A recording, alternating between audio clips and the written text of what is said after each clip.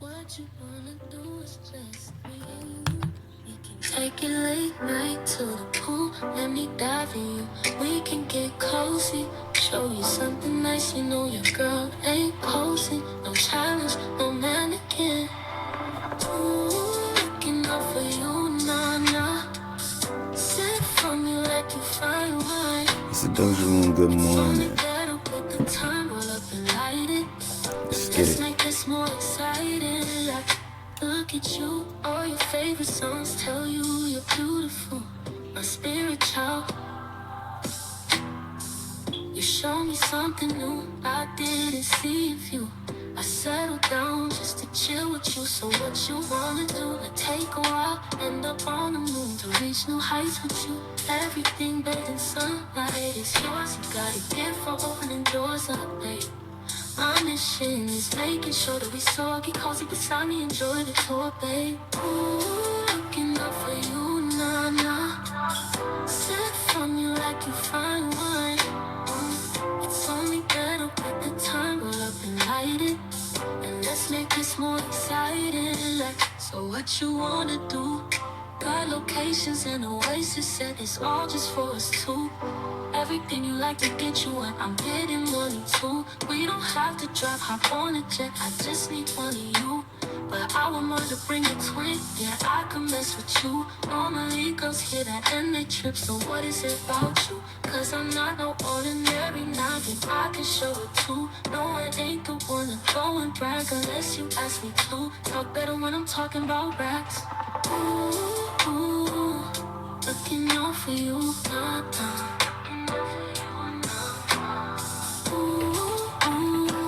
Yes, sir.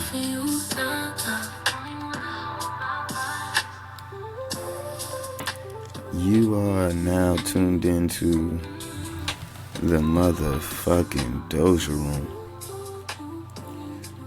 To all my stoners, hippies, hip-hop enthusiasts, please roll one up and get tuned in, get locked in. You're listening to the real OGs fans know, you know what I mean? This is just a little special take on Cozy. And as you can see on the screen here, Vibes and Highs coming soon from yours truly, and some of your favorites. And yeah, like, I really think that y'all gonna enjoy this one. This is Cozy. You can find this on Vibes and Highs coming soon. And yeah, you know what I'm saying? Like, I really feel like y'all gonna fuck with this one. Y'all gonna groove with this one. You know what I'm saying? We're gonna update the Doja Room playlist for y'all. You know what I'm saying? I have been updating it, but we gotta throw in some fresh sound and get it set up for the new vibes. And yeah, I'm going with this project just to give a little summer project, to give a little you know, something to vibe to while we out with friends, while we out with family. You know what I'm saying? While we getting cozy with loved ones. So yeah, you know what I'm saying? Shout out Princess Ariel, pinned by yours truly. Y'all know what the fuck going on, man.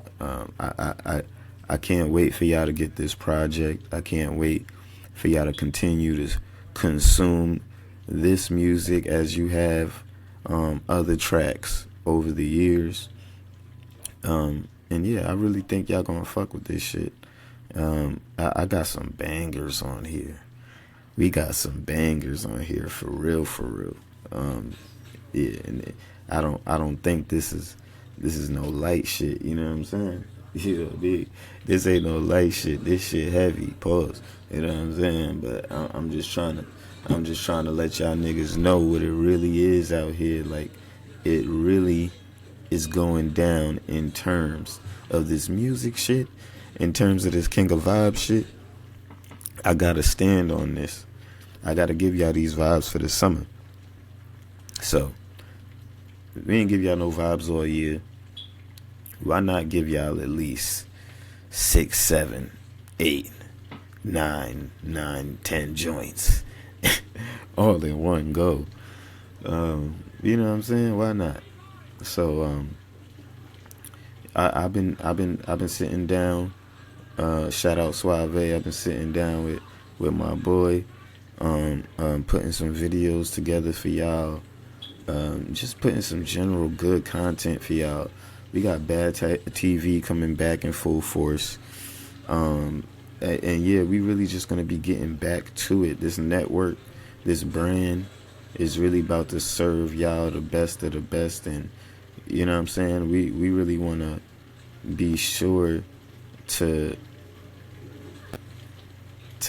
make music that'll stand the test of time, and make content that'll stand the test of time, and to make a brand ultimately that will stand the test of time. You know what I'm saying? So that's why we here. You know what I'm saying? We gotta speak greatness into our lives. We gotta continue to stay consistent in the things that we pursue, and you know what I mean. That's how we gotta open it up today. So if y'all tuned into the Doja Room last time, we had our first live. Went live everywhere on YouTube and shit like that. We still figuring out the whole going live thing, but I'm confident we'll get it together. But if you did tune in, video is still up. I mean, I think I at least was able to get my review for Wolverine and Deadpool out and put that on wax. So I'm probably just gonna edit that up a little bit and switch the title on that, but it will be there for y'all. It'll be easy to find. You should be able to see the title right there after this. And yeah, I had to give my 2 cents on that. It was a pretty great movie. Some great vibes in there. Like I said, Ryan Reynolds, Hugh Jackman. They are Wolverine and Deadpool. They definitely did their thing on they movie. Yeah, I enjoyed myself.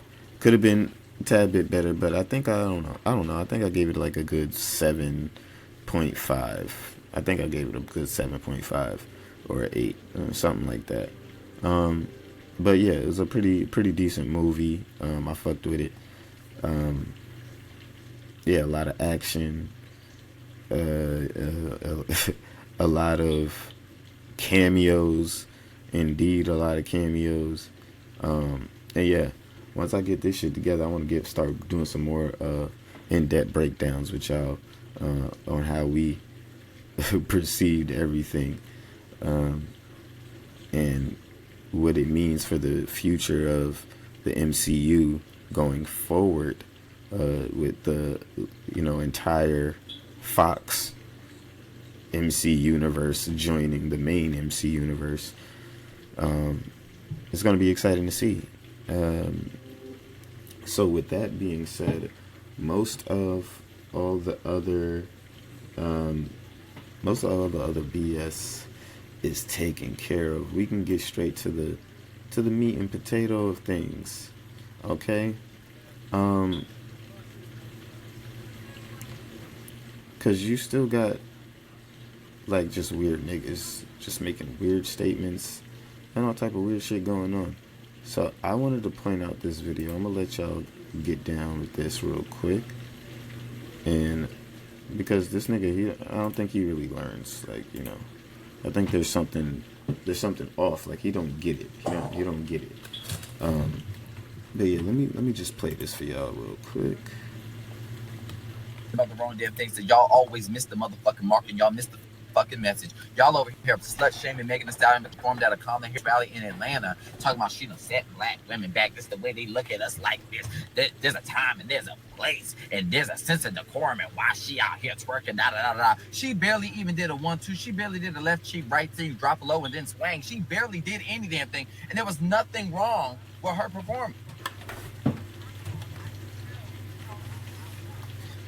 First of all, I on the outside looking y'all need to fucking perform. Said nobody can tell us what we do with our body and proceed yada yada yada yada. Last time I checked, Megan Thee Stallion's always been an advocate about women having bodily autonomy. Did you not forget the Republicans are trying to take away your bodily autonomy, the right to choose to do with your goddamn body? But Megan Thee Stallion is the person that's holding back rather than the fucking orange Oompa Loompa bitch, fucking Agent Orange Donald damn Trump that took away his reproductive rights.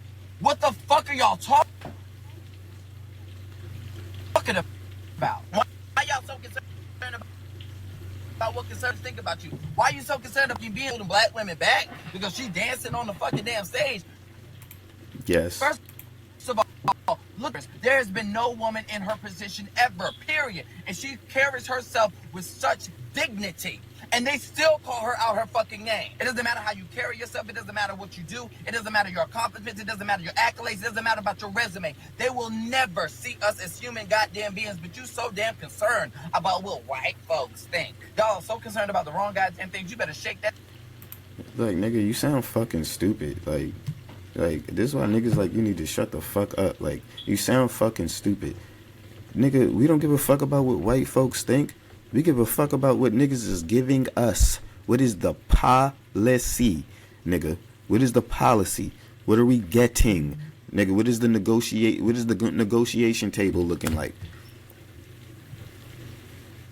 Because for the past 2-3 weeks, you niggas been telling us to vote for Kamala because she's black, nigga. It's not making any fucking look. That ass, you better show that ass. You better do what the fuck you can with your body while you motherfucking can. Because Handmaid's Tales is on this motherfucking way if Trump gets reelected. Your ass gonna be walking around here. Trump was already in office. You do know that. We're not slaves again. We didn't lose our civil rights and all type of, like, none of that happened. So now we're supposed to believe that this time around, oh, he's gonna get it done. Bro, what the fuck are you talking about? What the yeah, these gay ass niggas, bro. So let's go at a good response for this. This is my boy Mr. Nico House. This is my boy Mr. Nico House giving his 2 cents, and I feel like this is a perfect response to the bullshit we just heard. Like, every day this nigga gets on here touting how we need to, you know, just roll out the fucking red carpet and come out in droves to vote for this woman when she is yet to tell us any policy. Now, right here, you're going to see a very good fucking point made. A very good fucking point made. Now, I want y'all to pay attention to this shit. Because at the end of the day, the crazy thing is, one person is here and the other person is not. But we're going to get into that. We're going to get into the whys and the whos and the what. We need to talk about how this conversation between Donald Trump and these black journalists exposed some hypocrisy that is yet to really be acknowledged. So during a Q&A between Trump and some black journalists who were speaking at a black conference, things got a little bit heated. They opened up by calling Trump out on some of the racially charged statements he made, or at the bare whistles that he's made about either black journalists or black politicians in the past. And here's the thing. As a journalist, I actually support challenging all candidates on all issues, because our job is not to represent candidates, but rather to hold them accountable as members of the Fourth Estate. Now, with that in mind, I was waiting all day to see how the interaction between those black journalists and Kamala went. As most of you have probably seen by now, conversation never happened. Why? Because Kamala didn't show up for the conversation with black journalists about black issues. Even Trump brought up her absence and called out the fact that she should have been there. But then I thought that she had a legitimate excuse after I found out that she was actually attending the funeral of Representative Sheila Jackson Lee. But then I went to the website and found out that this convention lasts from July 31st to August 4th, which means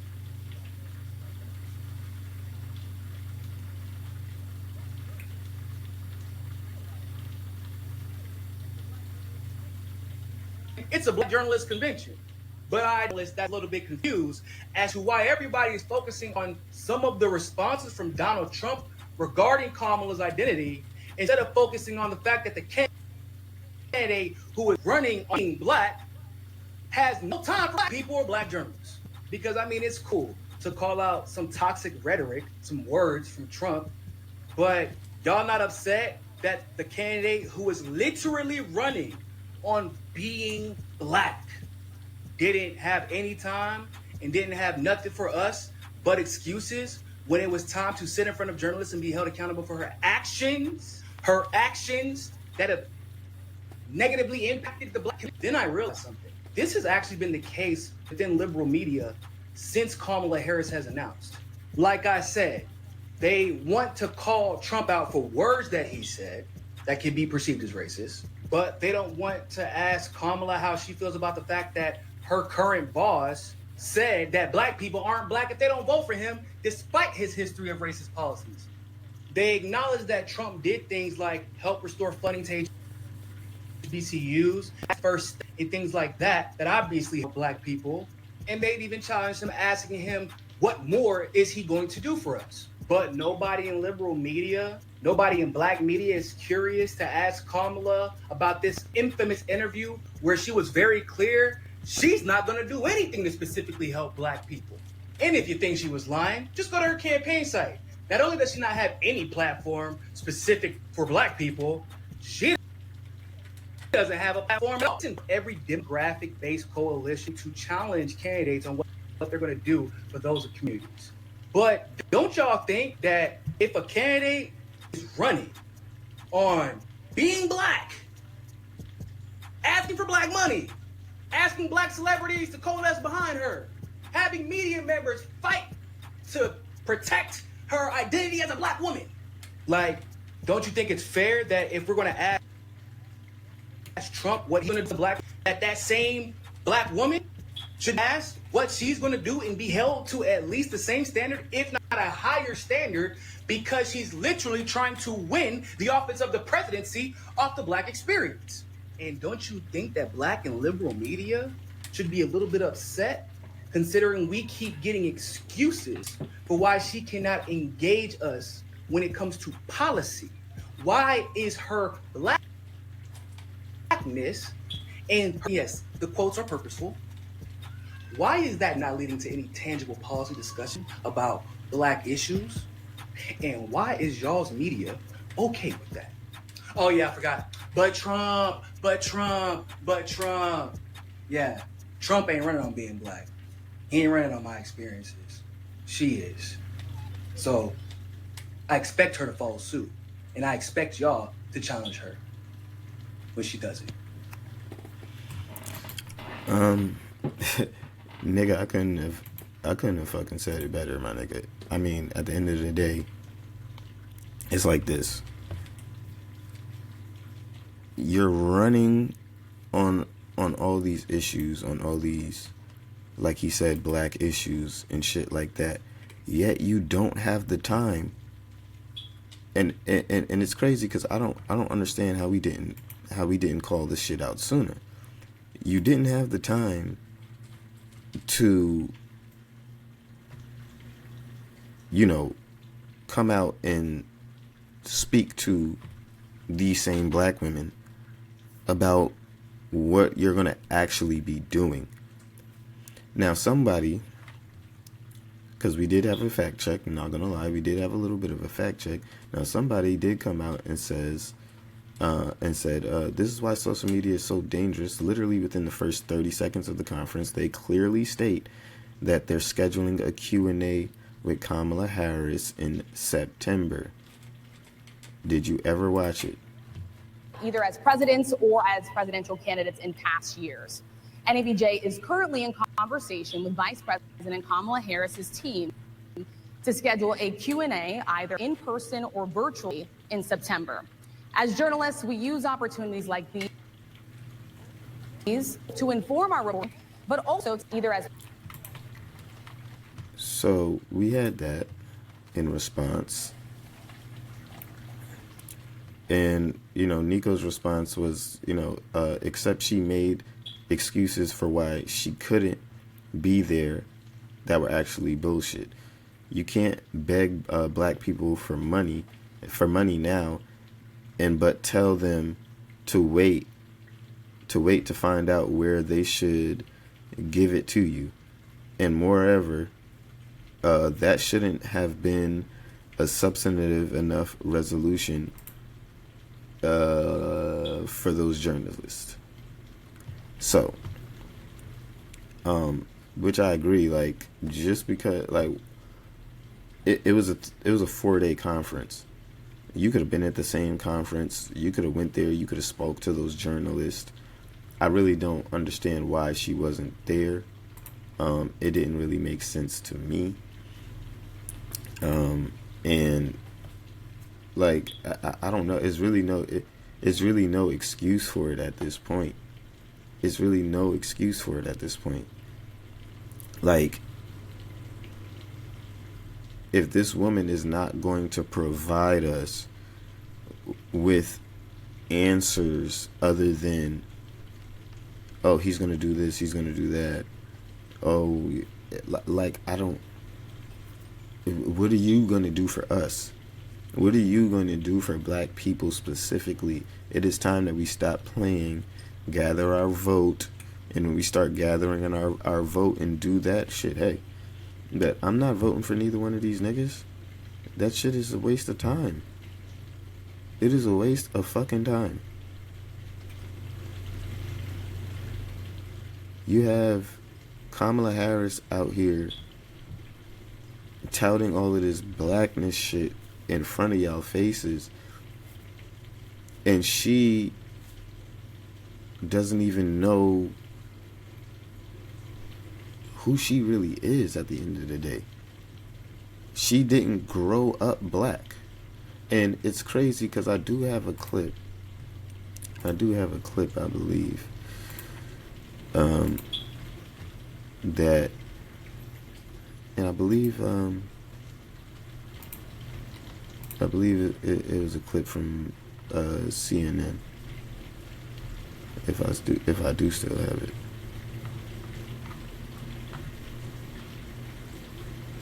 But let me find it real quick.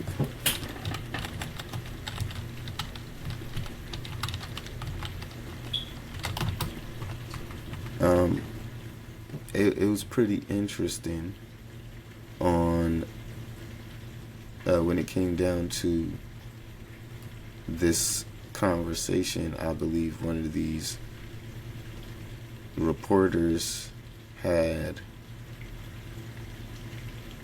when they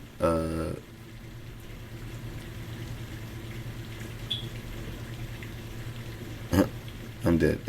They covered for her. They went out to a barbershop and then they, interviewed a couple of guys, basically talking about Kamala Harris and just their basic opinion and shit like that. I'm trying to find the entire interview, but I may have to. Let's do this.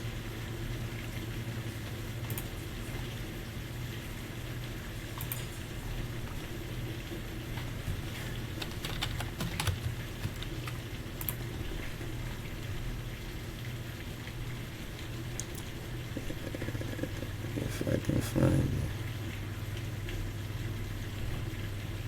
it. Why can't I just find it?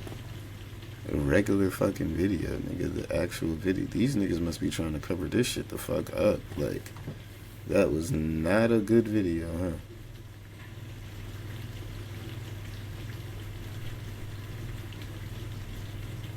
This shit is great. Let me see if this is good. Because I don't understand why this shit is so hard to find, but hopefully we can just get the, okay. It looks like this is the video here. So let's load this ting up. Let y'all marinate on this. Is Kamala going to make you a little more likely or less likely to vote Democrat? Hold on, wait, first, Ray, hold on, Ray. Kamala Black, yes or no? I'm going to let her speak on that. But to me, no. Oh, Kamala Black, yes or no? I share that same view. Wow, is Kamala Black, yes or no? I heard she half black and half Asian. I feel like she black and she want to be. I'm going to be honest. I'm just going to be honest. Huh? I feel that same. Huh? Wow. Yeah, she uses the black card when she have to. Wow, it's huge. I'm just saying, I've heard this is huge. Okay, so that's interesting. My follow-up question is, does it matter? At this, I think America's. I tell people this right now. If you really want change in this country, you would not be voting for either of the lesser two evils.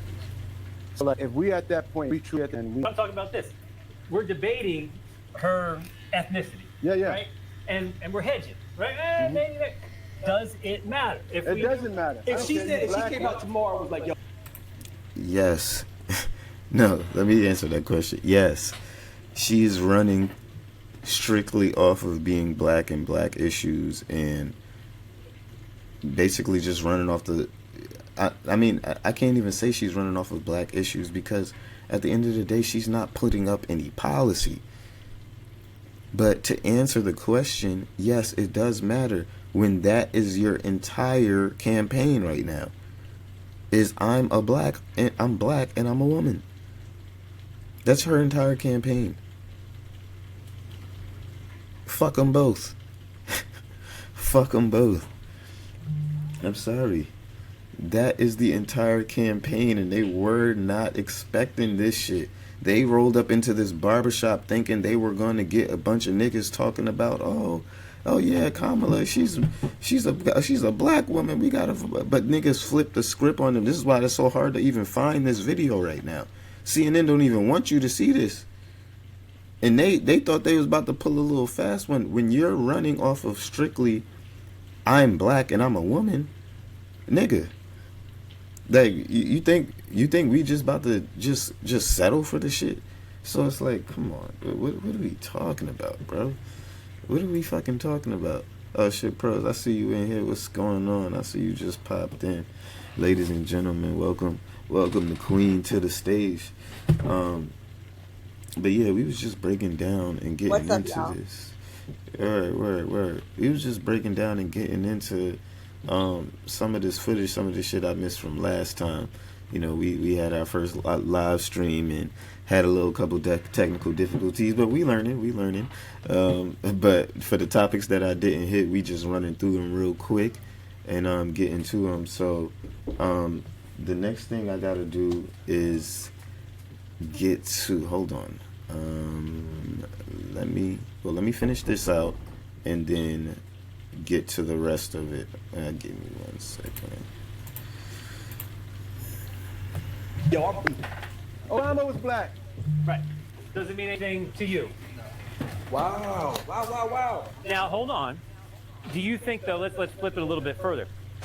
Does a black candidate maybe understand your background, your needs better than a candidate who's not? If they come from our background. Well, so let's get away from that. Let's say it is a black candidate. Yeah. Okay. Would you vote for someone who's a black candidate over a white candidate? Issues, and they're no different on the issues, but one's black, one's white. Do you favor the black candidate because of like those reasons? Maybe they understand my situation better, understand me better. Yeah, are you relating to somebody more just based on if they kind of resemble what you look like? Does that inherently make you want to vote for them? If they come from my similar background, like Just like Ray said, like so they really gotta be. Yeah. They just can't be black. They gotta can't just be black. I'm sorry, you have to understand what it is to be poor, to fight for everything, to get away with. Like, I've been through so much to get where I am today. And if you can't relate to that, why am I going to just give you my vote? Why am I going to support you? Okay, so a white person, hold on. So a white person just comes through all of that versus a rich black person. That white person, if he's going through the same thing that I've gone through, he from the hood, he from the trailer parks, he from the bottom, bro, you got my vote because you understand where I come from. That's what I always say. So, yeah. So I had to handle something real quick, but yeah, they weren't expecting that. I mean, what's your take on that? You got CNN coming into this barbershop basically What's going thinking on? they came into this What's going barbershop. on with this interview?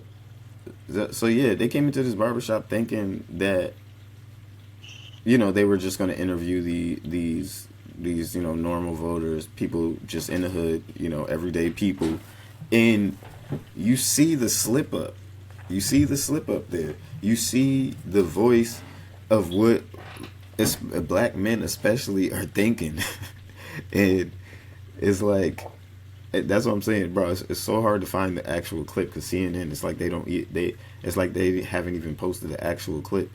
But you see the slip up. You see it.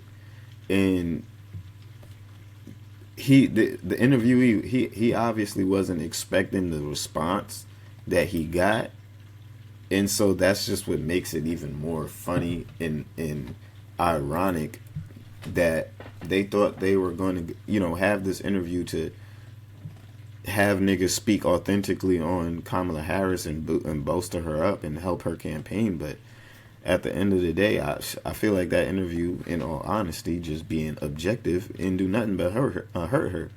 You, like I said, you seeing what niggas is saying verbatim, you know, just you know what I'm saying, like I said, it was good content. It was a good interview. I wish we had more real moments like that, but CNN is not going to actively show you real moments like that at the detriment of a Kamala Harris or anything like that. They are owned by the Democratic Party. So you're not going to get much from that. But I thought that was hella interesting. I really thought that was hella interesting. And, you know, it was something that was well needed. And people needed to see that shit, like, in real time. I got another clip. Let's this is just another interesting one. Shorty's obviously off her rocker a little bit. She's tight, but let's just hear what she has to say. Let's hear her out. You know what I'm saying? She's definitely a little triggered.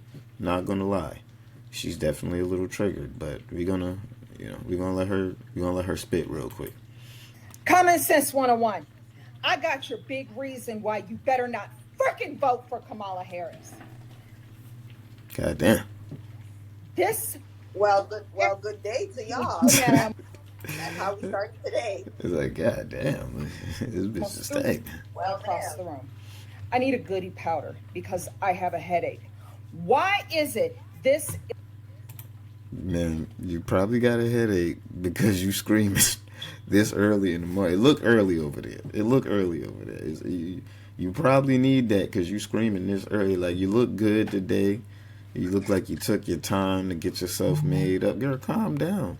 Just calm down. We get it. We mad too, but just calm down. You know, she need a blunt. She need to join the Doja room. Yeah, she need to join the Doja room, guys. But damn, yeah, you can tell.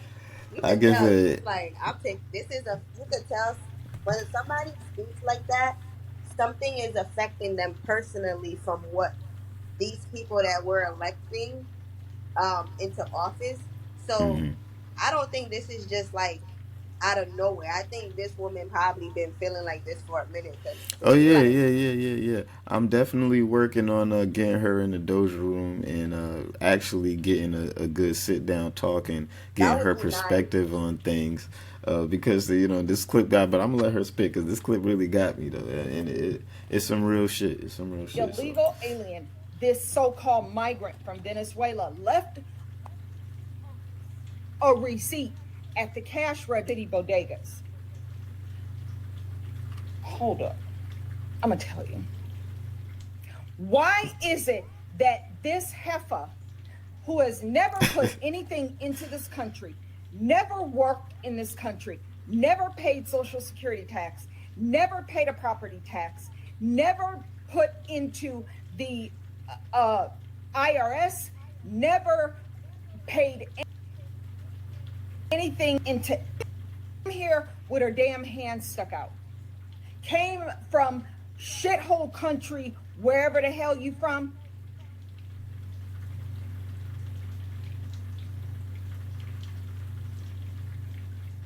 This individual left the receipt where she had just bought some food at the bodega. Okay? Her food stamp balance. Let me make sure I'm getting this right. EBT card, her taxpayer funded EBT card.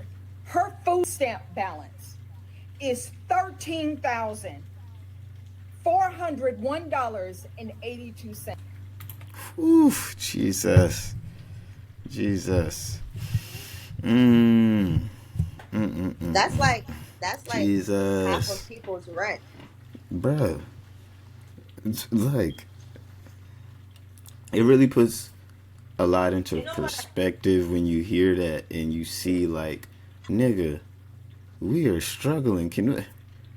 This is why the Democratic Party has to come with a message, because we hear shit like this and it's like, wait, hold the fuck on, nigga, we struggling, like, wait, hold that, like, but what's up? What do I got to do to get some of that? Like, and it's like, no, you're the one paying for that. You're the one, that's coming out of your check, nigga. When you see that you made this, but you getting this, it's like, this is why y'all gotta provide something, because people like this, and it's not no knock to her, I don't fully agree with her message and how she's going about it, but people like this start to make more sense every day. Y'all gotta realize this shit. The more this country goes down, the more shit gets harder, the more people like 5 years ago she would have sounded like a lunatic. 10 years ago she would have sounded crazy. We'd have called her a racist, traitor, this, that, third. More y'all gonna realize, and I'm telling you here first again, y'all gonna start realizing the Marjorie Green Taylors, the Donald Trumps, all these crazy niggas that we've been calling lunatics all this time, they are gonna start sounding more and more sane. The more and more we sit here and sit in this shit and nobody does anything. Let me let her finish. Do you think that it's gonna eventually lead into a civil war or something? Because I want to ask you that only because I get it. Like, migrants are coming to this country because they say America's the best country. People probably seeking refuge.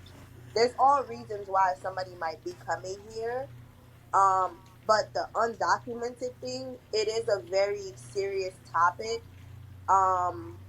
Because it's like, if you don't have nobody on paper to keep track of them, this is how the crime rates go up. And then now we got people walking around and we can't even hold them accountable because we can't find them.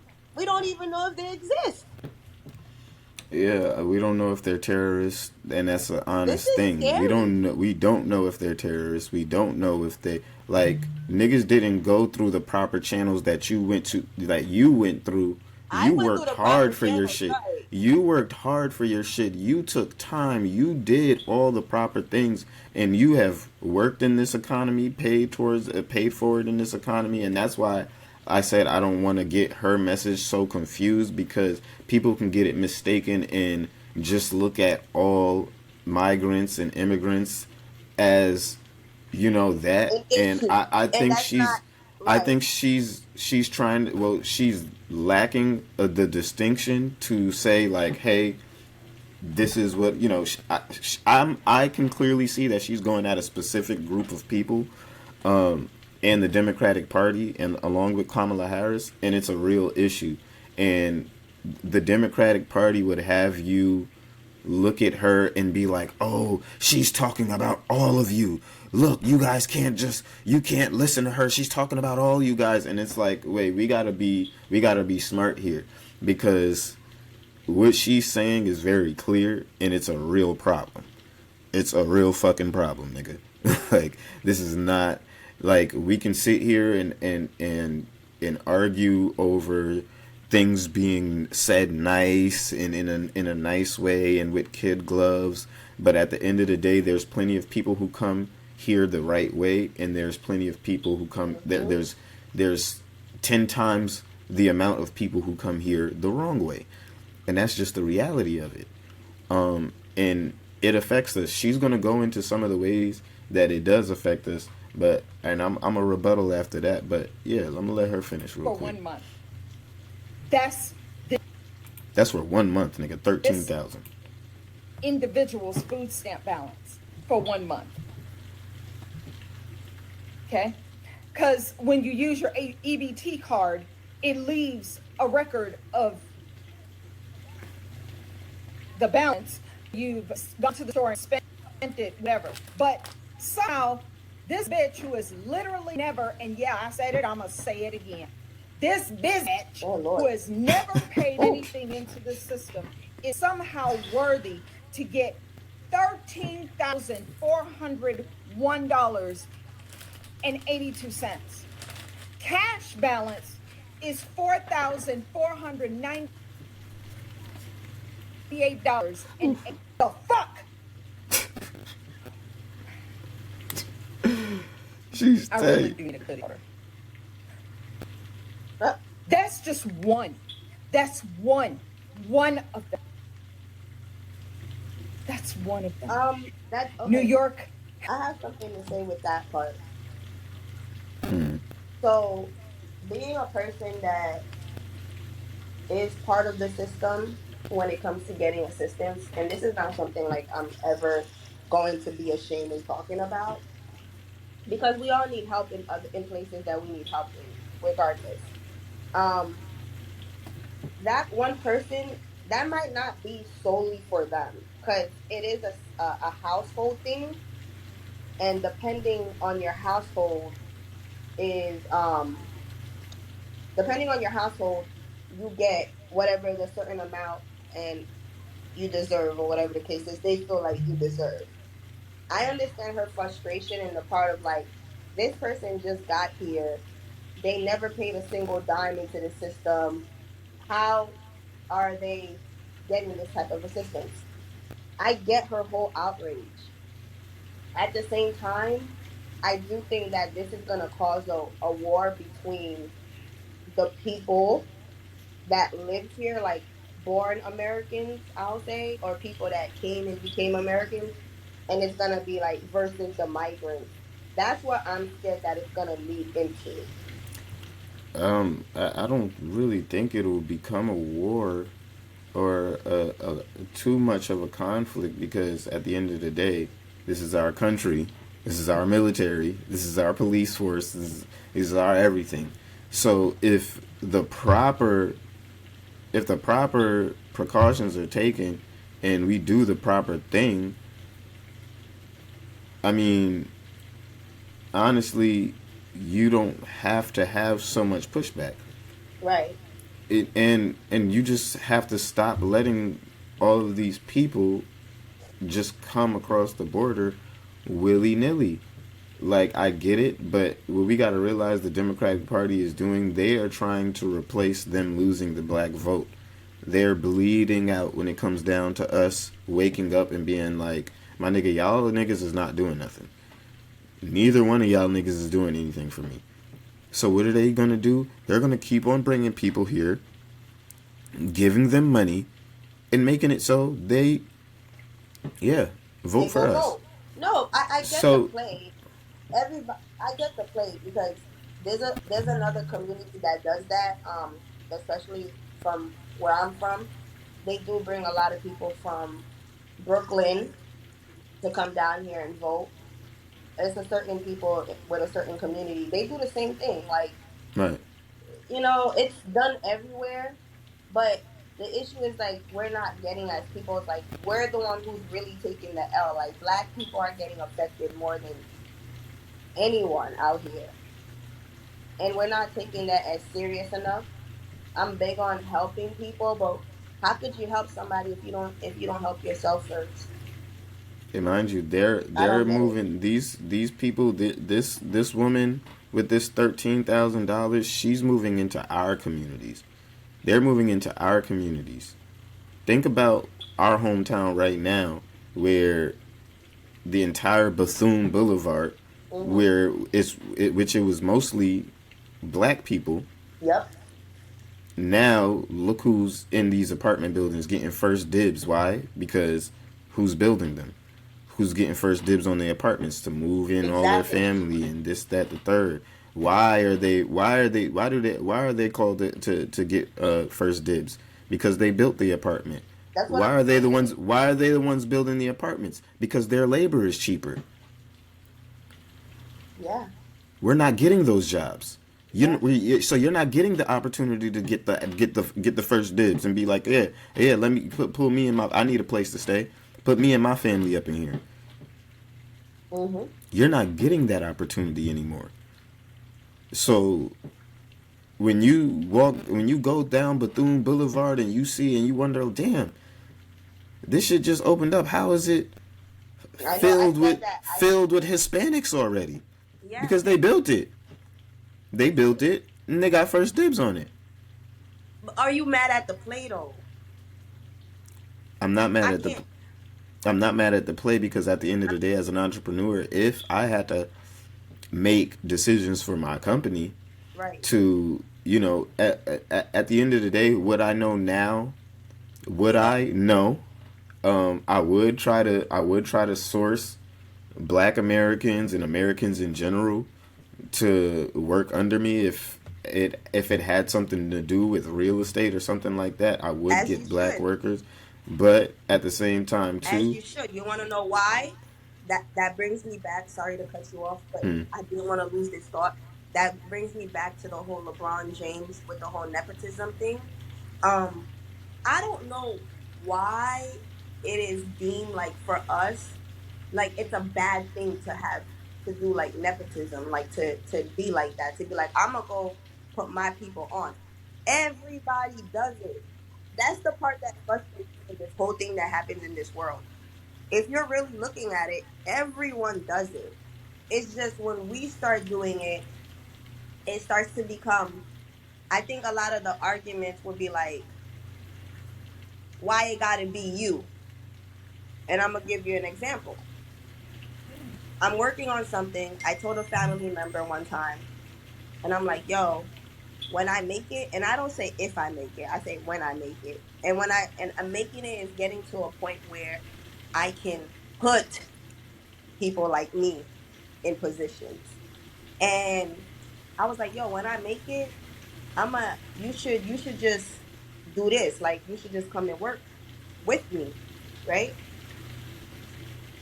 He right. heard he heard work for me, not work with me. And I don't know if it's because one, I'm a woman coming up with the idea. I don't. It could be multiple reasons because that all depends on the individual and how they receive what you're actually saying. Hmm. I can't change what your mind is gonna pick up, like what my words are if you're actually listening. I'm like, so you mean to tell me you're gonna question why would you come work for somebody that is your family, that knows you, that has your best interests? Like I'm think all of this was going on in my mind, and I'm like, that's crazy how this individual would go work for somebody that is not his kind and would rather give that person their time. And I'm over here like, I'm trying to free you from even having to do that because you my family. Straight up, you're already in a good situation because I got love for you. But you rather try to go get it from somewhere else. And that's the thing. We need to be okay with like, yo, nepotism. Like, yeah, I'm gonna put you on. You're gonna play this position. You're gonna do this, yo. You're gonna be the money handler. You're gonna do this, da da da da da, and that's how it's gonna be. The Wayne's family did it. That's why they're so successful. So you're seeing that we can do it. We're just not doing it enough. Everyone else do it. Asians do it. Jews do it. Like we're gonna call it like it is. Everyone does it. They do it, but We need this to is the get thing. We can't. I okay with personally feel doing that. like we can't personally get to because sometimes like I'm gonna just be real, and this is just like I said, being a boss and Hmm. being a nigga who constantly puts niggas in position. Sometimes niggas ain't niggas don't want to work. Sometimes niggas ain't on point with the vision, and we don't have that one mindedness yet. And so sometimes you can't be afraid to be like, all right, my nigga, I gave y'all a chance. No, but that was what it came to. I feel like the chance needs to be extended, but you don't have to ever feel completely obligated to, I owe it to these people or my people if every time, because I constantly hear stories Uh-huh. of, and this is why y'all gotta understand too. A lot of y'all motherfuckers in the black community have made black Republicans. Y'all have turned black Okay. Democrats, and it's because they tried to give y'all a chance. They tried to extend their hand and say, "Oh, I'm gonna put my community first," and y'all fucked it up. Y'all didn't Mm. work. Y'all fucked them over. Y'all robbed them. Y'all cheated. Y'all stole, and Mm. these niggas was like, all right, when I paid the white nigga, it got done. When I played the black nigga, this nigga took 2 months. This nigga laid off. I had to sue him. I had to do this. Yo, brother, it's like, and we gotta sometimes stop approaching other black people like, oh, we're supposed to look out. Mm. Mm. Sometimes y'all niggas need to just read the laws of power. Despise Mm. the free lunch. I Mm. don't know exactly which law it is right now because I gotta Mhm. brush up. But That was a good despise the one. free lunch. Nigga, you should come with your money in hand. When you see the price, when you want something, Mhm. find out the Mhm. price, get Mhm. your money together, and Mhm. y'all niggas need to stop looking for a Mhm. handout, Mhm. especially from other black people. We are trying to get on. We are not in a position as a people to Mhm. be given handouts. We need to put each other on in a way of, oh, bro, I'm going to pay the full price. If But this not, is I'm going why. to But tip and pay it that forward has even to. more. That's what I'm saying. This is. But in that, there's leadership. There has to be leadership, and Yeah, but there has to be the proper leadership, not a Kamala Harris. I feel like that's that. There has to be a person who wants to be that black leader. It's like Wale said, it ain't been no black heroes. When's the last black hero we had? Obama was a sham. You could say Obama, but Obama was a sham. Obama was not here. Obama told you, I'm not here to be a black president. I'm not here to make policy specifically for black people. We need that so black you're hero. saying we need somebody who's gonna be like, "Yo, I'm coming here and I'm stepping in, and this We is this." need a Malcolm X. We Okay, need okay, a Martin Luther. okay. We need somebody who's going to step into that frame and mindset to Mm. say, I'm a black leader. I'm here for black people. I am not here to negotiate other people's problems. I'm not here to Mm. negotiate for the LGBT community. I'm not here to negotiate for the Asians. I'm not here Mm. to negotiate Mm. for white people. I'm Preach, here to negotiate preach, for black preach. people in the Because black it's all community. a conversation, right? It's all a conversation. Let's say we're all sitting at the table. All nations are sitting at the table. So there's gonna be somebody who's repping, like you said, for the Asians. Somebody who's gonna be repping for the this and that. The problem with black people, we have been taught to hate ourselves so much that we have to feel like we need to fit in every place for people to accept us. And it became this freaking wheel that we've been on for centuries. And until you start to realize, like, yo, everybody's at the table representing they own, who gonna be here? Because I get it. When you look But at the people who are leaders, I get it. I I feel like get it. even Like, that's misconstrued. I feel like even that's a myth. Like that's something that we tell ourselves and we got to be more like more Do you clear think? But in you where don't we think that stand. they made us hate ourselves? No, So because you at think the we end of the started to day, hate ourselves? I feel like humans want acceptance. Every last one of us wants acceptance. From which group we value acceptance from varies, but we all want acceptance. Now, you have a woman like this who seems like she may value the acceptance of a white community a little bit more. This is why I would be interested in talking with her and really sitting down and seeing where her views come from. But I've seen plenty of black people where white people might look at them as the scum of the earth, but nigga, that don't mean shit to them. They don't give a fuck. But if that same black community was to not accept them, okay, then they care. You have the same as look at a Candace Owens. I think she's reached the point to where she don't give a fuck who gives a fuck about her. No, honestly, but I think she's at that if point. if you look at it at the perspective of as where we used to look at a Candace Owens as a sellout, as a this, as a that. Yeah. If you look at most people in that frame, they don't give a fuck what the black community thinks. They give a fuck more about what a white community or what a conservative community thinks about them. So I feel like we all have these, the want of acceptance. It just varies on where our values lies. It's not denying it. The problem is, and it is a problem, and that's not to dismiss it. That is a problem with some people. Maybe it could be an issue because it definitely could lead you into roads that you don't want to be on. So, but we can't let them distract us with shit like that. Like, we know who we are. We gotta stop it.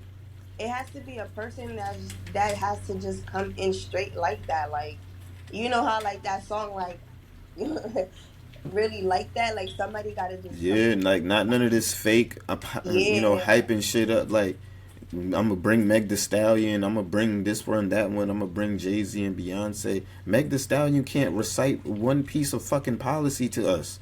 What the fuck is you bringing? Like, what we talking about? Only thing she can tell you, she's gonna do abortion. She's gonna do this. Now, Nigga, say that rappers. So, cause you are an artist. I'm not gonna just label you as you're an artist, and part of your artistry is one part is that you're a rapper also. Yeah, facts. And you do many other things. So do you believe that entertainers should not be a part of politics? I don't know. It's okay to have, people come out and be like, hey, vote for Kamala, this, that, the third. All of that that's cool and all, but when we start, like, my nigga, the entire, what do you remember from that? I don't even remember anything she said besides Megan Thee Stallion shaking her ass. I don't remember anything from Donald Trump's conference besides Amber Heard with a big ass tattoo on her forehead and Hulk Hogan ripping his fucking shirt off. So it's really the type of entertainer they select for. It's what we're choosing to do with this shit. It's what we're choosing to do with it. If you want to get a message across, right? I would look at it like, in somewhat way, you would want to be a little bit more aligned with the people that you want on your team.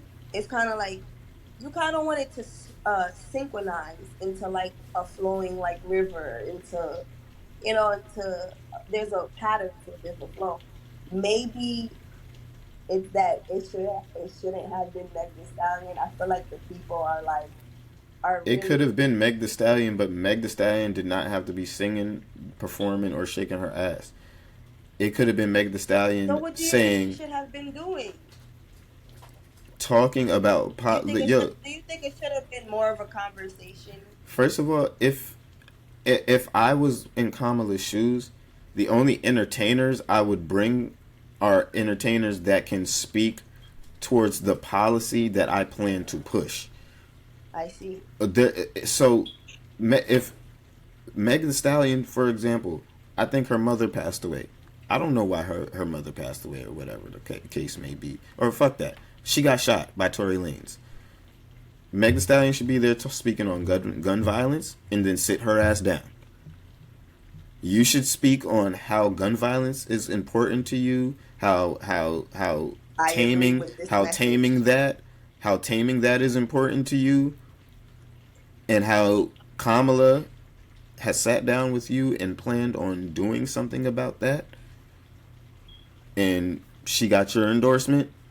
You like the policy, you like what she's doing, then sit your ass down, nigga. Maybe That's she it. was not deeply affected by that. I feel like I'm not saying that's her thoughts and views for whoever's listening. All I'm saying is my little theory right now. I'm like, maybe she wasn't as affected. Like maybe it was just like whatever. No, but Because everybody Kamala, responds their to campaign booked her. They told her situations what to do. differently. They told her to come perform. They didn't tell her to come. You're gonna come talk about policy. They didn't tell her. They told her you're coming to perform. We're gonna pay you to come perform. We want you to come perform. They could have just as easily told her, we want you to do this, that, the third, and she would have did it. You paid her, she would have did it. You come and say, first of all, you probably didn't Maybe even it have was to in pay her her. contracts not to. Not to do Maybe it. it's in her contracts not to talk about stuff like that. Because you know how like celebrities be like, they be telling us tea sometimes, and they be saying like sometimes they're in contracts, and there's just things like they just can't really just be, like Tyla. Remember in the Breakfast Club interview when they asked her like Right. whatever they asked her ethnicity, I don't know, but They she asked her turned something about around her and was blackness just or some like, shit like that. right, and she turned around like it was just like, oh, how dare you ask me that? And just like Charlemagne, I agree with him. I don't think it was an offensive question. There's questions where you as a person and an individual should have enough integrity and know not to cross. But I didn't think it was like a bad thing. But it seems like sometimes there's some things in their contract they're just not allowed to talk about before somebody else thinks of for them before No, it's your it PR team. It's your PR team. That's your PR it's team's weird. job. To me that's a Your little PR weird though. team is That's a your little PR weird. team's job That's a is little to weird. keep you from talking about conversations that are at your detriment. They see the metrics. They see the response. That's their job, is to look at all of these things online, collect this data, and be like, okay, Kamala, when you say what's unburdened by what should have been and all this dumb shit that you've been saying for years. Yeah, when you say that, your polls go through the roof. That's your team's job to analyze that and say, okay, you need to talk about this and stay away from that. So that's why she looked back, because maybe that would have been a question that she answered, but she looked back because that was obviously something that she was already told, hey, stay away from talking about that because you don't get a favorable response from your actual stance. So your best thing, Who if you're not gives a going to fuck? fake it, but Who if you're gives not a going to fuck? fake it, if you're not Who going to gives fake it a and fuck? completely lie, Who then you gives a gotta, fuck? it is. I'm It is what it sorry. is. I am sorry, not sorry. That sounds absolutely ridiculous. That you have a voice, a mind, a thought, and this is not to take PR people's jobs away because some of y'all really do need that. Like, we all need a little help and guidance. But it be the stupidest things. Um, then out of nowhere, when we get into elections, now we all have this fake woke shit going on, and now we're just like, yeah, we got the answer, so let's just go over there and then just vote. And it's like we should be in these type of conversations, and it seems like there's something contractual that's put in place for a certain group of people not to be in conversations. Like that's weird to me. Yeah, I mean, It's almost like taking it's. your light away. It's almost like taking your light away. It's like a person knowing that your voice is powerful, but we got to control it. I mean, it's not that they gotta control it. It's just, if you're hiring a PR team, when it comes down to the Democratic Party and shit like that, their shit is completely different. I don't know who's running that, and honestly, those people are on their only job is to make sure that you win that fucking election and re-election, and you look favorable at all times. Damn, that saying really goes.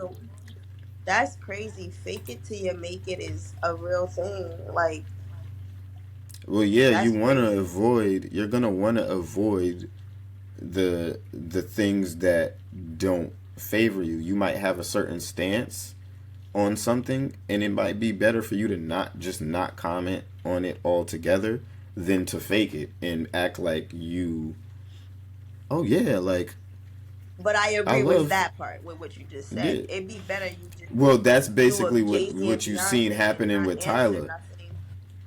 Yeah, that's basically what you've seen happening with Tyler. She didn't want to answer the question. She could have just as very well had played it out and been like, "Oh, I'm black and pro black and black blackity black," and but she Hmm. obviously didn't want to go down that route. And you know,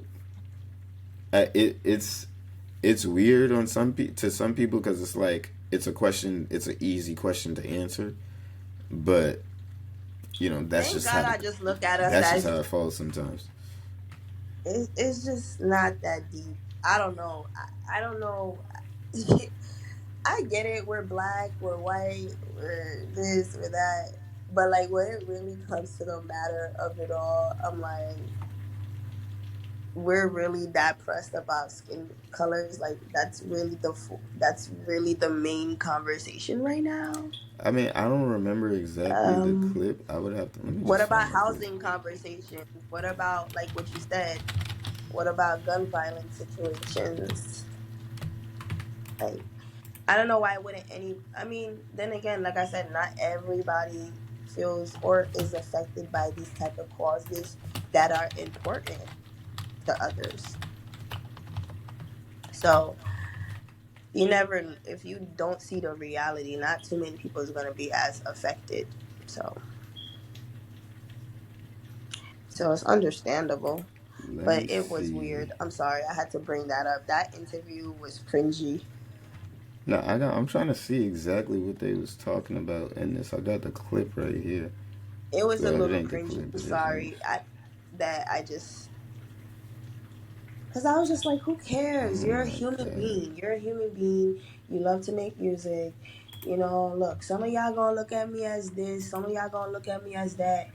At the end of the day, I'm just me. I'm chilling. Like, it is what it is. That's y'all opinion. Cool. But, like, I'm not gonna stop breathing for nobody. Oh, you're Haitian. No, you're Haitian American. No, your grandma is 10% this. Nigga, I don't got time for shit like that. Like we really got real issues. that is Dude. that should be the least of your worries. That's what I'm saying. That should be the least of your worries. Now this is the clip right here. I'm trying to see exactly What what is was what does said. that even mean? What did he What say? is that even? What is that as a South African colored person? What does that even mean? She said she sees Yeah. herself as a South African colored person. Mhm. Oh, I like that. I like when they talk from the back and say we can't. I like that. I like that. That's good. That's even better. Next one, please. That's even better. And about your identity as a South African colored person. What does that even mean? Yeah, I don't really get the question, but it seemed like she didn't want to speak on her blackness or define what her, I don't know. But yeah, your PR team is there to just be like, nigga, that's not a topic that we're gonna discuss. I don't know. Sometimes it's just better for you to not, especially as a newer artist. It's just better for people to not really have an opinion of you going left or right or here or there. Sometimes it's just best for you to just be like, I'm neutral. You don't know nothing about me. I love everybody. Everybody loves me. And you don't want to start aligning yourselves with certain ideals when you're a new artist. I actually somewhat agree with this, but I feel like there's some things that you can just clearly align yourself with. It's written on your face. You can't, you already, I your totally identity disagree with aligns you it. with blackness. So there's I no hiding it. You might I as well would have own it. answered. I would have been like, honestly, people got different definitions of how they view it. This is my own definition. Okay, moving on. Because, like I said, that is the least concerned. I feel like she's a beautiful girl.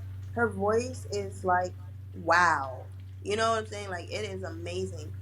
I would have been like, okay, this is my definition. This is how I was taught what it was. You guys are gonna have your own look. Everybody's gonna have their own opinion, guys. Like, you gotta get into that mindset that it's not about this. It's wrong to people please. It's how you people please. It's everything is really how you do it. And turning around, not answering, and then just to go online and be like, well, this is what I really meant, this and that. Oh, she did do that. It didn't she? Let's see that. It would. I think I seen. People's gonna have their opinions, and guess what? Even with that post that she made, guess what? It's still gonna somebody's still gonna be like, well, I don't think that she's black. Well, I think she's Indian. I think she's white. Somebody's gonna say some shit. Who gives a fuck, girl? Go make your music. Go make your music. Do what you're supposed to do Yeah, and that focus on doesn't the really issues that matter matters. as much in her But people aspect be because pressing it so she's an hard. entertainer. But yeah, I don't feel like it's bitch. You're not running on becoming a leader of the free world. I really don't care if Tyler is claiming her Right. blackness or not. This is why I never really paid attention to it in the beginning. She fine. She Right. make music. You know, that's all I really care about. You know, Like, that's when I cool. see her, but that's what I'm saying. When I see her, I don't know. Like I said, maybe because you don't do it, I don't do it. But I just see the entertainer. I be like, oh wow, like she's dope. Oh, where she's from, and then I'll get a little gist. But that's just it. My mind don't start going into the whole, oh, she's not black enough, or she's this, or she's that. Like, I don't go that deep into it. I feel like the people that have the time to do all of that and go into that rabbit hole, like, y'all need a life. Like, for real. Give the internet a break, too. For facts. Let me get her. Like, get some Let me fresh get her air. response to this. Time to set it off. See what she got. All right, so identity. I knew South African superstar Taylor. In the interview, Charlamagne asked a question that her team didn't allow her to answer. We have the audio from that. School me on these debates that they be having about your identity as a South African colored person. What does that even mean? Can we, yeah. Can we not? She looked up Oh, I at the like that. manager, Keep that PR nigga, and PR manager. I like when they That talk nigga's from a the rap. back and they like the character. That's good. That's even better. Yeah. Well, that clip started to go viral shortly after we aired the interview. Tyler eventually decided to clear the air and shared a post to our Instagram story. And she said, She ain't yo, never coming guys, back to the Breakfast never Club denied again. my blackness. I don't know where that came from. I'm mixed with black, Zulu, Irish, Mauritian, Indian, and colored. In South Africa, Goddamn. I would be classified as a colored woman. In other places, I would be classified as a black woman. Race is classified differently in different parts of the world. I do agree with that. She also said, I don't expect to be identified as outside of South Africa by anyone. Not comfortable doing so because I understand the weight of that word outside of South Africa. But to close this conversation, I'm both colored in South Africa and a black woman. Yeah, people were upset with, the questioning and the fact that she didn't answer. But yeah, like I tell everybody, the question from things out there, she did interview a couple of years ago when people were asking about it. So of course, when she came up here, we had to ask her about it. Now, I don't understand why she didn't answer that in the interview. Mm-hmm. That was... Yeah, that's the weird thing. It seems like they have some weird misconception on the word colored. Like, bitch, we don't give a fuck if somebody calling you a colored person over it. Like, the hell? Nigga, I it feel ain't like the had 1960s. to go Google and figure out how to explain colored, which is understandable. Yeah, it seems like But she it's don't understand how saying, we use the why word over couldn't she here. just answer that? That's what I'm saying. Why couldn't she just say that right there? Because at the end of the day, we live in this world. You're not gonna please everybody. You're gonna have people that fuck with you, some people that don't fuck with you, and it doesn't even have to be a reason. Some people don't even know this conversation that she had with the Breakfast Club, and they could find any other reason to not like her. So what? we are focused on the most simplest yet idiotic shit when we should be having conversations on really like why is the price of this going up? Why is this going up? Da da da da da. Yeah, right. Celebrity news is entertaining and all, but it's like the problem where a lot of people when they become public figures, we misinterpret influencers with leaders, and it's like you could have just answered that like right there, and so what? And so what? And guess what? Somebody still had an opinion to say about what you just answered. So what? It's Yeah. weird. It's a little weird. It's just a little weird. That's all I'm saying. I'm not saying it's not a bad it's a bad thing to have a PR. We all need assistance in wherever we need. It's just like it's weird how somebody go from being an artist, and when I think about artists, I think about living free, being expressive and just letting whatever be. And I feel like a lot of artists, they get into these places after once they make it, and it's like they become silent. It's weird. Like we known you to be expressive of your art, but now you can't really talk. What about that song that you made about, like Kelly Rowland made a song about dirty laundry, this song, and it's about domestic violence. You know, it would be nice to hear like more topics on that. I don't know if she does things around that, but it would be nice to be like, okay, how is a president gonna help us with these type of issues in our community? You know, like Yeah, using their it voices. would be nice, but this is what I'm saying. Cause well, before you came in, you have you have instances where you have an entire a panel. I just showed y'all an entire panel of black women. Trump pulled up. Kamala is nowhere to be found, and nobody is talking about it. Was she supposed to be there? Why couldn't she be there? These I don't black women are know. having a I don't know convention, what this. and they're asking President Trump about the issue. They're asking he don't. Oh, he broke it down. You there So you're for? saying she should have been there? That's a little bit confused. Considering it's a black journalist convention. It's a black journalist convention. We're gonna let him cook. But I do know also, for some reason, I'm the only black journalist that's a little bit confused as to why everybody is focusing on some of the responses from Donald Trump regarding Kamala's identity, instead of focusing on the fact that the candidate who is running on being black has no time for black. Because I mean, it's cool to call out some toxic rhetoric, some words from Trump, but y'all not upset that the candidate who is literally running on being black didn't have any time and didn't have nothing for us but excuses when it was time to sit in front of journalists and be held accountable for her actions that have negatively impacted the black community? Then I realized this has actually been the case since Kamala Harris has announced. Like I said, they want to call Trump out for words that he said that can be perceived as racist. But he was there. But they don't want to ask Kamala how she feels about the fact that her current boss said that aren't black if they don't despite his history of racist policies. They acknowledge that Trump did things like help restore funding to HBCUs, pass the first that act, things like that, black people. And they've even challenged him, asking him, what more is he going to do for us? But nobody in liberal media, nobody in black media is curious to ask Kamala about this infamous interview where she was very clear she's not going to do anything to specifically help black people. And if you think she's lying, just go to her campaign site. Not only does she not have any platform specific for black people, she doesn't have a platform at all. It's important for every demographic.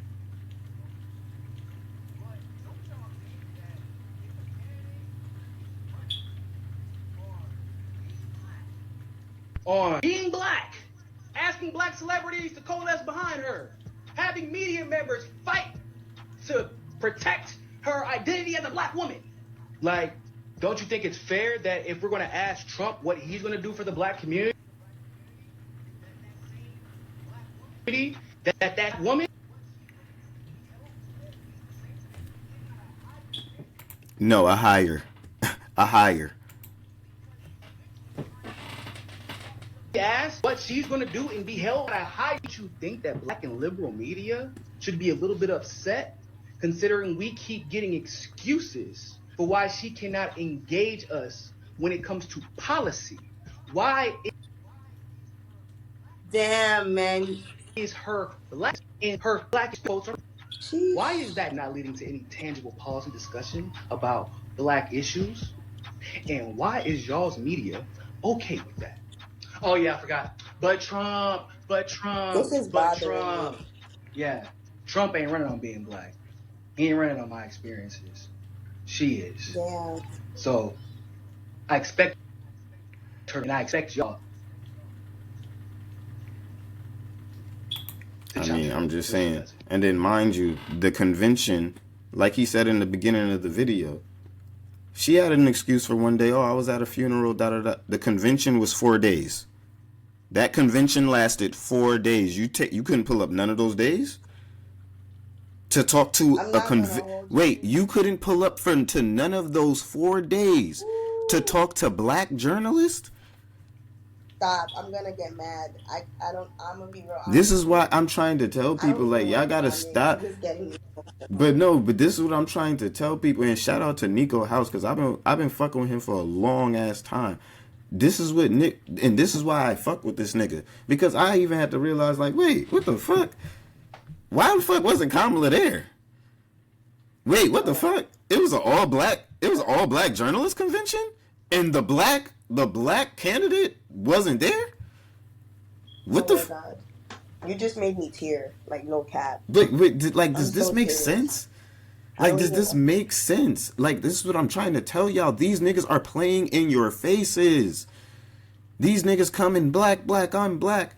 I'm a black woman. And these niggas, like this Too Raw nigga, whoever the fuck, that nigga, this gay ass nigga who keep making these dumb ass videos, cussing y'all out, telling y'all, oh, you should fucking run on. That really bothered me.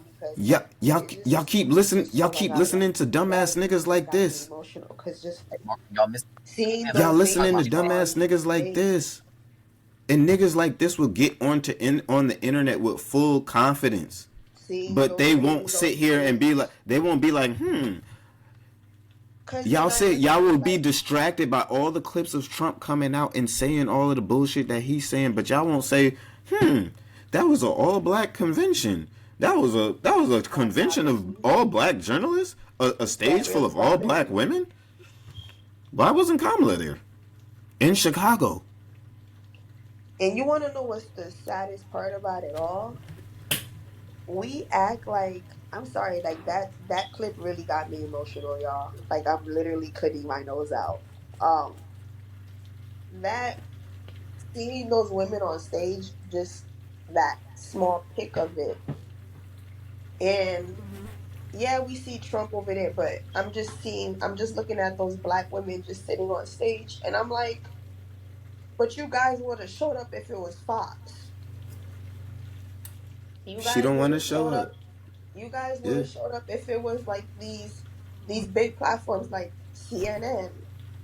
And to know that you said that it was for 4 days, that really bothered me. Mind you, the only reason why these women are going viral and having a voice is because Trump went there. Isn't that shit crazy? Why is nobody? The only reason why we know anything about what these black women said, that they were even having this convention, is because Trump went there. This is why I tell you niggas, you got to stop the bullshit. We got to look at shit objectively, because it starts not to make sense more and more. How are you running? How is your entire campaign not a lick of policy and only, I'm black, I'm a black woman, y'all vote for me, and you can't even pull up to that should be your bread and butter. You should be you should be sitting like a queen in a damn throne room. Like, what? That's your time to stomp on a That nigga should like feel that. like that should be like I'd be like, oh, Trump going there? Oh yeah, I'm out. Oh yeah, we there. Oh, we going right now. So get the private jet ready. you're right. Get Air Force One Should have ready. been there. I would have been there. Even if it didn't even have to be on the same day that Trump was there. The convention lasted for 3 to 4 days. How is it? I think it was like regardless, how is that possible that you didn't show up to give these black women a voice, to these black journalists a voice, and to hear, real people not get thrown a softball interview by these people? And they might have, and I'm pretty sure those women might have given her a softball interview and not really asked any questions that was going to challenge her. But it's the fact that look who's here and look who's not, and look at the only reason why we noticed that y'all even had this going on. We wouldn't even know about this had he not even shown up there. And then, like he said, he only showed up there because they lied to him and told him that Kamala was going to be there.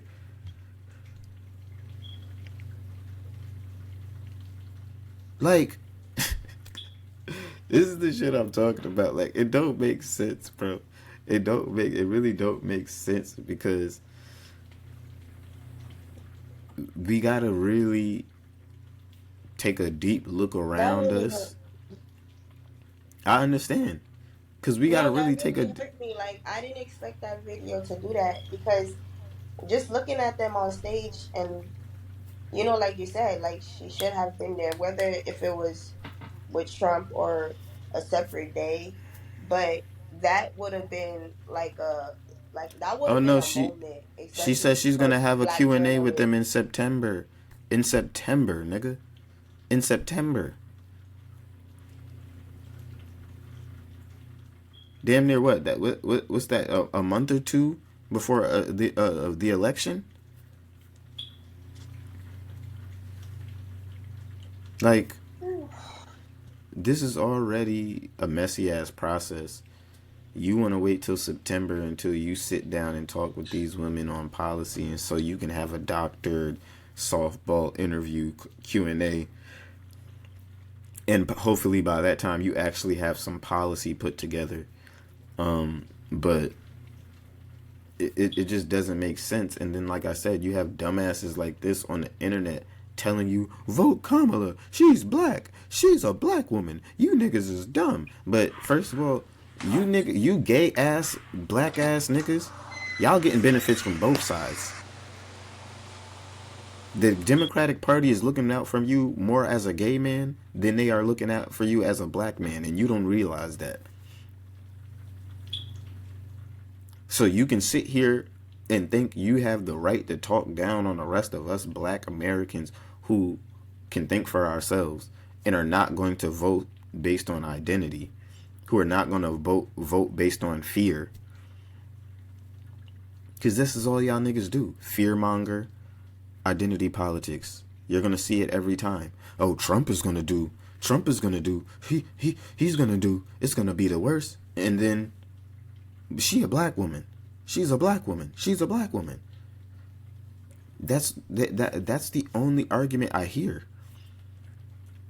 And more as the days go by, again, she's waiting for September, losing countless voters, defecting to either Trump or just opting to sit out altogether.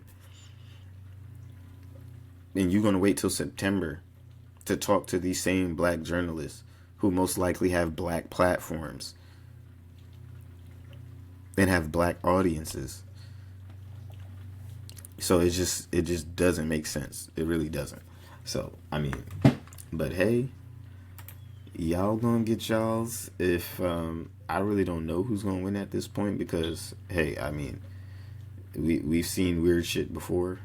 We've seen some very, very weird shit.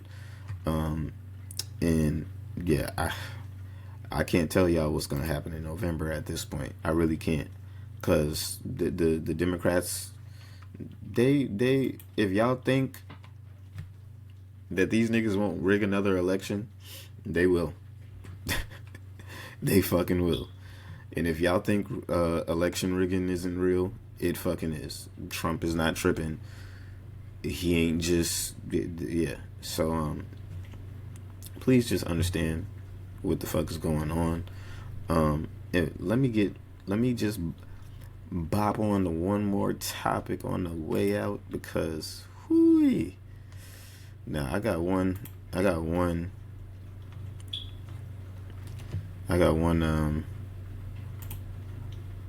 whatchamacallit, that's going one tweet that's going crazy right now. Just because and I know this is not your area of expertise, but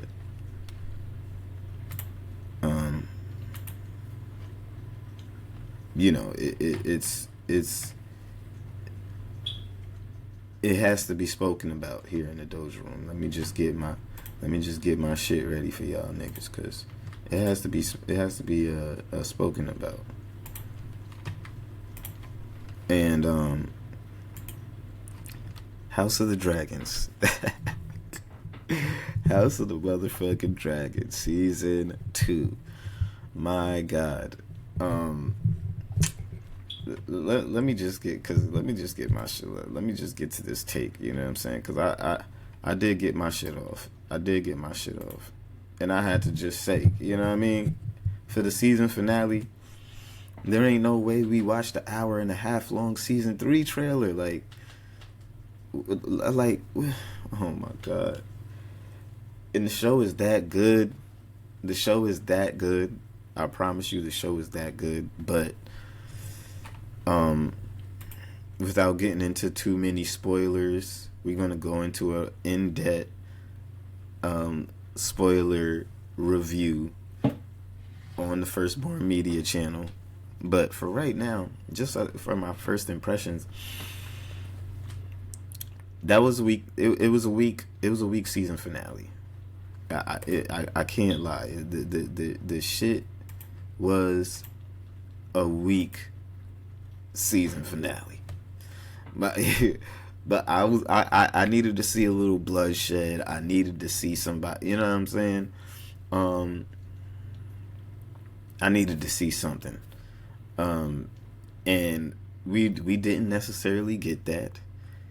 We got a long drawn out. I mean, the acting is good, the plot, I mean, everything that they're doing with it is Game of Thrones. We know that we're getting the best of the best. Like, you know, we getting the best of the best already, but you know what I'm saying? I just feel like a bad bitch just licked the tip a little bit, and you know what I mean? And after she licked the tip, she looked at me and she just went home. She just got out the car, closed the door, and walked inside, and I'm just sitting here with my dick out.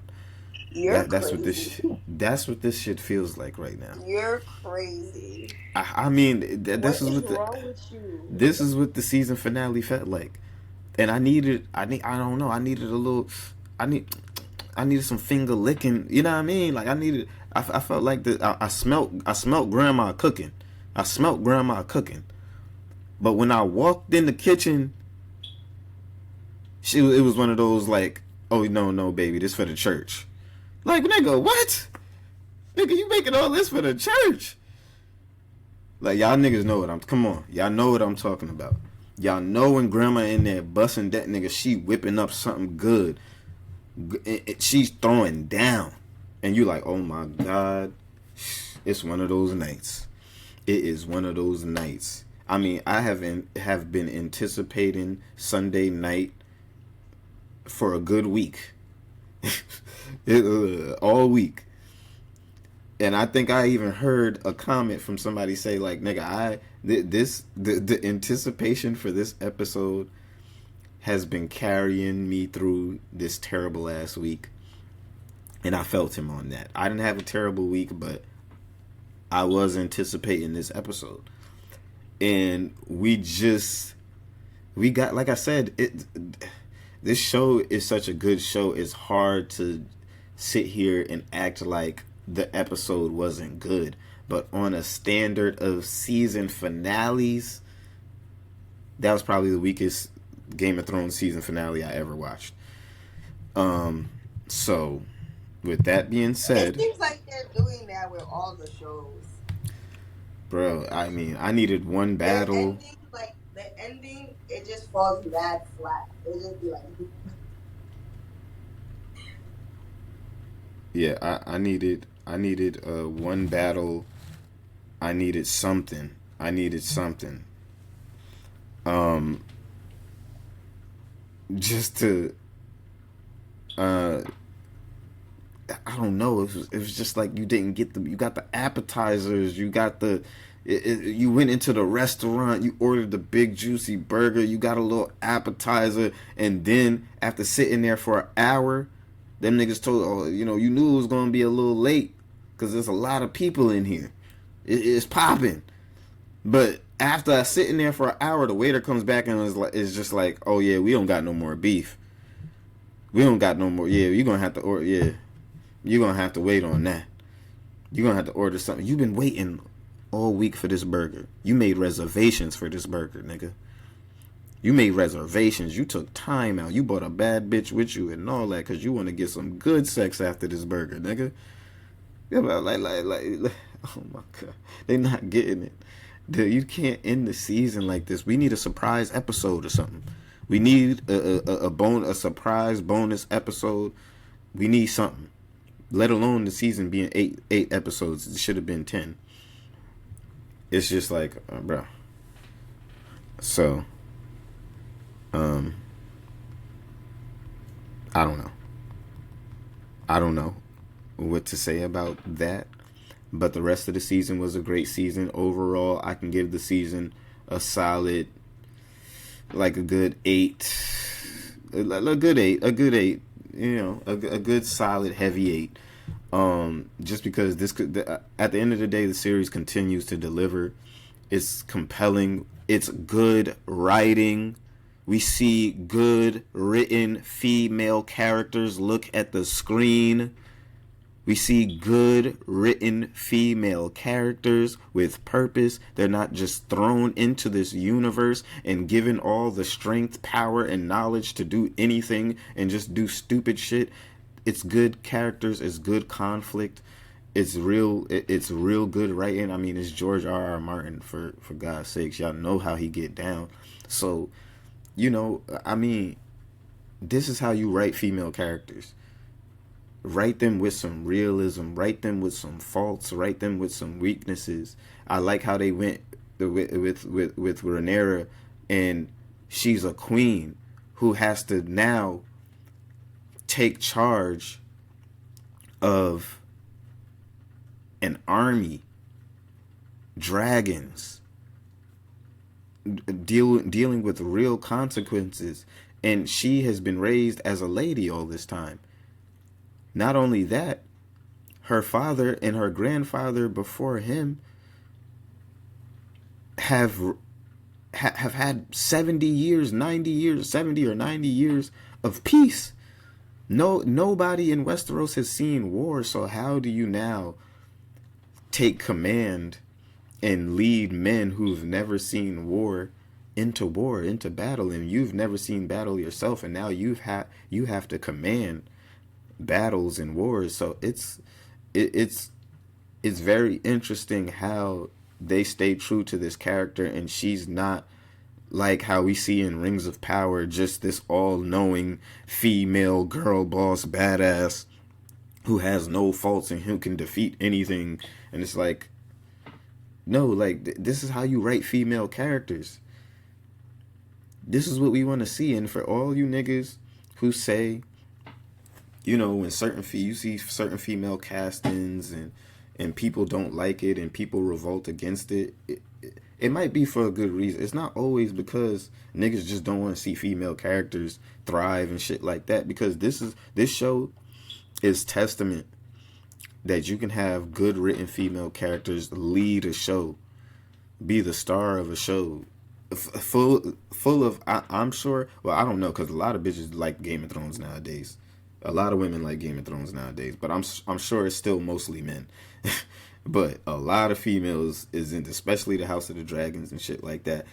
I think they toned it down for females this time around. Game of Thrones was uncut, raw. So they did seem like they toned it down with the sex and the nudity and, you know, hiring the porn stars to be actors in the show. But I appreciated that. However, these female actors still hold up. They're still amazing in their roles. Alicent, damn. Shorty that plays Alicent, she's fine and she's bad. You know, I'm not gonna lie. I definitely been that over. But as He's far as her literally having character, a moment. as far as her character, well, this is a dumbass bitch right here. And I'm so glad that Rhaenyra had the opportunity to come to the realization that this is a dumbass bitch. And then the only good payoff that we did get at the season finale, and this is a little bit of a spoiler alert, I'm sorry, but the only good payoff that we did get was that this bitch realized and came to the realization and came to apologize to Rhaenyra on Dragonstone and realized how much of a dumbass bitch she is and how she caused an entire war where thousands of people are about to die. Dragons are about to die.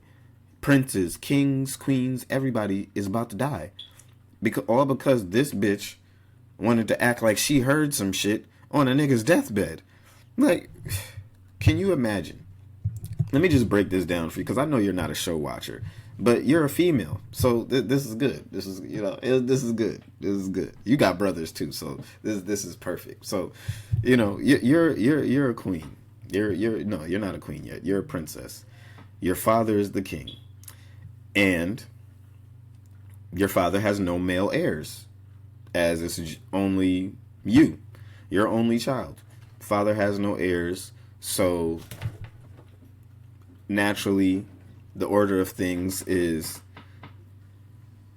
you know, the crown passes to the oldest male relative or heir, which would be his brother.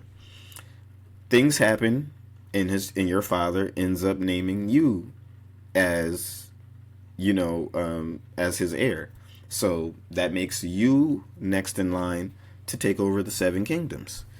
Now, fast forward, long story short, on his deathbed, your stepmom claims to have heard, after your father has, you know, remarried her, had some sons, things like that, this bitch claims to have heard your father change his mind all of a sudden in his last moments of passing. And now you're in the war for your claim to the throne. Like, do y'all niggas not understand what this bitch has caused from a misunderstanding? Do y'all not understand? Like, it's crazy. It's really crazy, but what's done is done. I'm just glad she was able to come back and come to the realization of how much of a dumbass bitch she was, even though she wants to run away and absolve herself of everything and, you know, just bow out. Rhaenyra is out here standing on business, and she ain't going for that. So we are going to get into, like I said, an in-depth analysis about all of this good stuff. And yeah, I think season 3 is and has to be a straight banger, nigga. A straight banger. I'm sorry.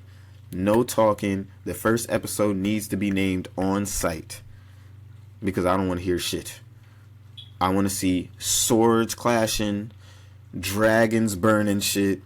I want to see a good war. I want to see heads flying. I want to see bodies being I want to see limbs, niggas being decapitated. All type of Game of Thrones, classic Game of Thrones shit. A good ass battle. On Sight needs to be the first episode. The Northmen have came down. The lords of the Riverlands have gathered and gathered their army. The army from King's Landing, the Lannisters, the High Towers, everybody is prepared. The stage is set. So we didn't get a battle this last episode, but we better get. I need, nigga, episode. We have to wait 2 years for this. 2 years. This is crazy. Do you know how old I'll be in 2 years? I'll be 30, nigga. That's fucking crazy. So, I need something good. We had to wait 2 years for this, by the way. That's fucking crazy. But I need some good choreography, good battles. I need HBO to go all out on this budget because I want to see my dragons going crazy. Rhaenyra has about 7 dragons under her belt right now. I want to see how she intends to use them. Corlys is going down to defend the blockade in the Narrow Sea. I mean, shit is going down. Shit is going down. It's going down. So, with that being said, I'm looking forward to it. Y'all can catch my full review on Firstborn Media. And we're going to really get deep into it and talk about spoilers. We going episode by episode and really getting into the first and second season of House of the Dragon, getting us all caught up and seeing where that's going to lead us. And we might even dabble into the books a little bit too. So, yeah, that's all I got for y'all today. I appreciate y'all niggas joining me in the Doja room. As I said before, y'all see the official cover. Vibes and Highs coming soon. It's going to be amazing. I promise you. We got some new Prosperity artists on here. We got your boy Fly High Drew in here. We got Kia Monet in here. Shit. It's really a vibe for the summer. And like I said at the beginning of the show, you heard the track here first. We're gonna continue to give you these exclusive vibes here in the Doja room until the release date. Yeah, I'm really excited, really excited for y'all to have this one. And for my people who's been holding it down every fucking month, just listening to your boy, no promo, no nothing, to my curators out here constantly putting your boy on playlist. I know it's been a long time coming. We're gonna give y'all some fresh music. We're gonna give y'all some fresh bumps, some fresh vibes. And yeah, like I said, I'm really excited to give this to y'all. This is for my OG fans. This is for my niggas who be listening every month, tuned in every month, year round, running the numbers up. And they be tuned into the Doja room. And they be tuned into the Doja playlist. I really fucks with you niggas. Y'all keep the lights on. And it's starting to be a beautiful thing to say that you've officially made more than you've ever put into this shit, music wise. So I thank y'all. And with that being said, and for that, I want to give y'all this project. It's gonna be real special, and it's gonna be me and the gang, man. Along with 2 very special artists who's gonna be working with me and giving y'all even more vibes. You know what I'm saying? This pen gonna live forever. And y'all ain't never really gonna get tired of it. Let's be honest, because this the king of vibes. You know what I mean? So this has been your boy here in the Doja room. Pros, if you got any final thoughts you want to give, tell them where to find your content, anything that you got planned coming up. Yeah, you can go ahead and drop it on them. I know for a fact you definitely got a few things in the future. I don't even know if she's still in here, But I know for a fact she still got some things in the future coming up as well. Tune into her. You can find her pros to my cons on Instagram, where she's always going live, giving her opinions on different topics. So if y'all enjoy her being here, you can go ahead and follow my girl there. And of course, yours truly, you can find your boy Dope Boy Diesel on all platforms for music. The Doja Room is all on all platforms for podcasts, things like that. And yeah, we just wanted to come in, pop in, and give y'all a quick little update on everything going on here in the Doja Room and in our lives and in our opinions. And I just wanted to hit a couple of topics that I missed for y'all. We are going to be having more live streams. The Rumble page is coming soon, so we can, start doing some live reactions to the music and shit like that. So we are getting prepared to get that ready for you guys too, because I like listening to music on first drop. I like listening to music at, when that shit hit at 12 o'clock at night. We locked in here for y'all, giving you our fresh first impressions, and then we'll be giving y'all an entire full out digested album review after. That's why I'm kind of taking my time on this Vultures 2 album right now. I want to digest it, take my time with it, and give my full unsolicited opinion on it. So with that being said, all my stoners, hippies, hip hop enthusiasts, I appreciate y'all coming down to the Doja Room once again to talk with us and hear some shit. I know some of y'all might not like all the political news and talking, but it's just that weather right now. It's the time that we in, and we're going to continue to be getting a lot of viral stories and news centered around that. So we are a media platform, and we got to talk media, and y'all know what the fuck it is when y'all came in here. This show is about shit I like to talk about, shit I'm interested in, and if you don't like it, you can get the fuck out.